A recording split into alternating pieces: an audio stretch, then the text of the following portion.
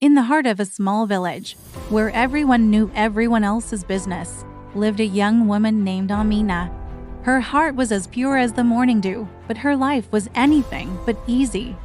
After her parents passed away, she was left in the care of her uncle, Jude, a man whose heart seemed to be carved from stone.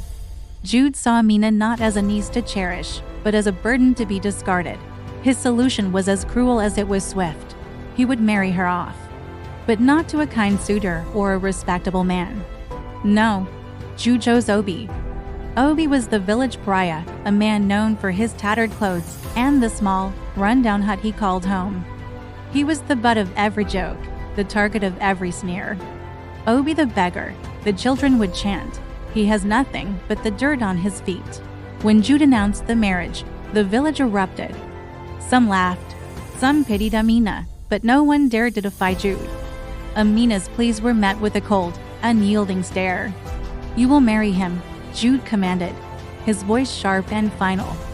"A worthless girl for a worthless man. It's a perfect match." On her wedding day, Amina cried silent tears. She walked to Obi's hut, her future stretching before her like a desolate wasteland.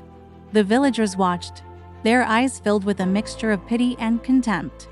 They whispered about her fate, how she was now bound to a life of utter destitution. Uncle Jude stood at a distance, a smirk playing on his lips, satisfied to have washed his hands of her. Amina entered Obi's home, a single room with a leaky roof and a dirt floor. She braced herself for a life of misery, but what she found was not the monster she had been led to expect. Obi was quiet, almost shy. He didn't demand or command. Instead, he offered her the only stool in the hut and a bowl of thin, but warm, soup. He spoke little, but his eyes held a depth she couldn't quite fathom. There was no anger, no resentment, just a quiet acceptance of his lot in life. The days turned into weeks, and the weeks into months. Life was hard. They often went to bed hungry.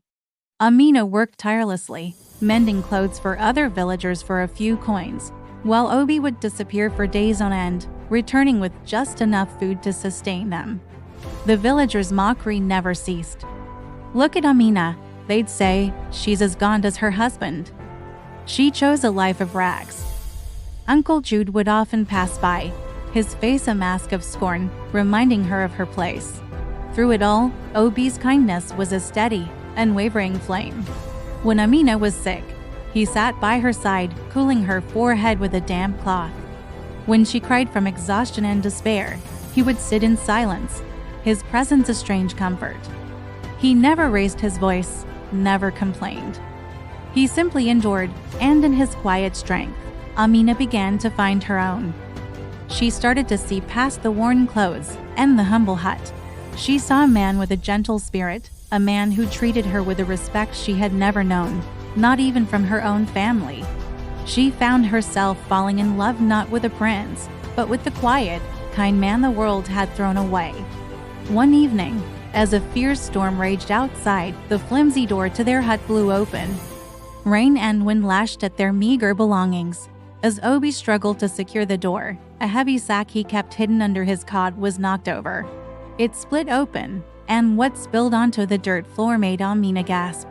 It wasn't grain or potatoes. It was gold.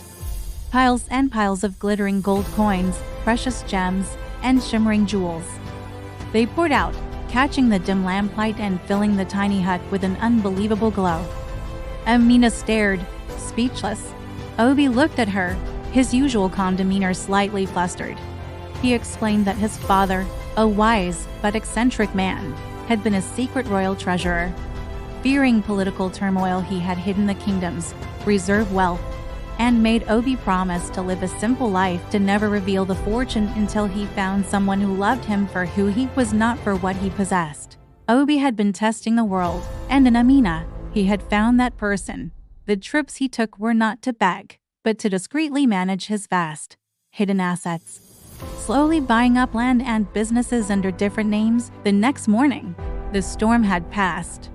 But a new one was brewing in the village. News of Obi's fortune spread like wildfire. A villager who had peeked through a crack in the wall during the storm had seen the treasure and couldn't keep his mouth shut. The story was so fantastic, so unbelievable, that everyone had to see it for themselves. A crowd gathered outside the hut, their jeers and mockery replaced by stunned silence.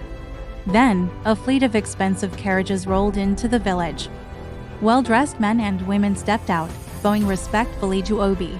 They were his business managers, his lawyers, his architects. They presented plans for a new school, a clean well for the village, and a grand new home for him and Amina. The villagers stood in awe, their minds reeling. The man they had called Obi the beggar was the wealthiest, most powerful man they had ever known. Uncle Jude pushed through the crowd, his face a canvas of disbelief, which quickly morphed into a sickly green of envy and then a deep, burning red of shame.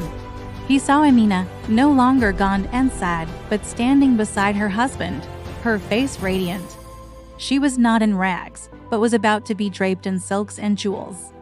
Obi, the worthless man, was now a king in his own right. Jude stumbled forward, his arrogance shattered. Obi, I don't know what to say, he stammered, tears of regret streaming down his face. I was a fool.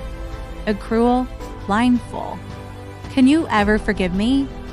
Amina looked at her uncle, the man who had caused her so much pain. She then looked at Obi, who gave her a gentle nod. The kindness he had shown her had taught her the power of forgiveness. Uncle, she said softly, her voice clear and strong. We forgive you. But let this be a lesson to everyone. A person's worth is not in their pockets, but in their heart. Obi and Amina built their new life, not on the foundation of wealth, but on the love and respect they had for each other. They used their fortune to transform the village, ensuring no one would ever suffer the poverty and judgment they had endured. Their story became a legend, a timeless reminder that true value is often hidden, and that kindness is the greatest treasure of all. Appearances can be deceiving, but a good heart shines brighter than any gold. Thank you so much for watching. If this story touched your heart, please give it a like and subscribe to our channel for more inspiring content. We'll see you in the next video.